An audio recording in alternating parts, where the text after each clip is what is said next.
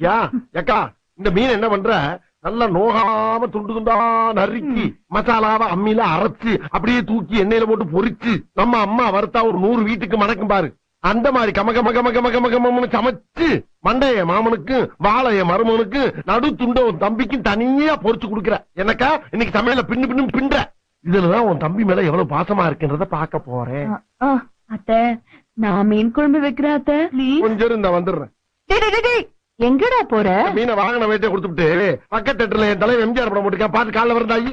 டேய், என்ன சித்தப்பா, நான் மீன் குழம்பு ரொம்ப நல்லா வைப்பேன். நீ நல்லா வைப்பேன்னு என்ன கேரண்டி? நான் கேரண்டிடா. அவர் சமைக்கும் போது நான் கூட தானே இருக்கேன். நம்பலாமா? நம்பலாம். சரிதா, வச்சு கொடுத்தா. நீயே வாங்கிக்கோ. அக்கா, போயிட்டு ஒரு 5 நிமிஷத்துல வந்துருவா. 5 நிமிஷத்துல என்னடா பண்ண முடியும்? சரி, கூட ஒரு 5 நிமிஷம் சென்று வர்றேன். மீனை பச்சையா பாக்கும் போதே நாக்கு துடியா